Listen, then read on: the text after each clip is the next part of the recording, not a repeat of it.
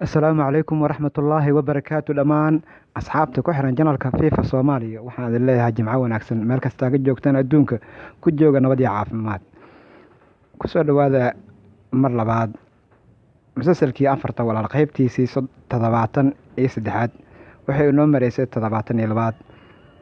haddii aad ku cusub tahay janalka intaan guda gelin barnaamijka waxaan kaa codsanaa inaad subscribe igu caawido laagna tiraahdo saaxiib fikirkaadana aad igula wadaagto commenti insha Allah. asxaabta hore ugu xiriirada janalka FIFA Soomaaliyana waxaan leeyahay waa ku mahadsantihiin ku xirnaanshaha janalka FIFA Soomaaliya.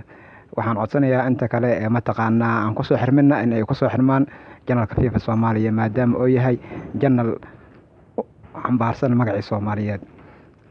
ku soo dhawaada musalsalkii afarta walaal qaybtiisii 73. Drog ay noo mareysay oo dabagal ku haya aabihiis.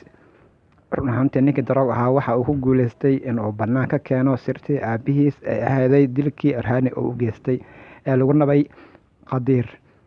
sida ogtihiin Batulga ayaa u sheegay Qadiir oo yiri dilkaas waa lagu nabay Qadiir, laakiin aniga ayaa goobjoog ahaa markii dilka uu dhacayay oo meel dhow joogay oo arkaya aabaha oo dilayo Qadiirna bistoolada gacanta u gelinayo. Drog marka wuxuu bilaabay Drog in aabihiis oo dabagal ku sameeyo.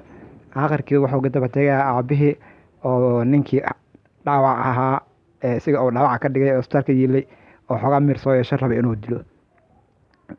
waxaa fashilinayo Drog wuxuuna leeyahay dilka lagu nabay Qadiir shaqo kuma laha ee waxaa ka dambeeyay aabahay. dhanka kale Caakif Atikol oo ah Drog aabihiis waxaa weerar ku ah marwadan Susan ayaa weerar ku ah iyadana oo dib u soo rogaal celisay iyada oo bilowday in markaan isaga majaxaabin adag ay ku sameyso.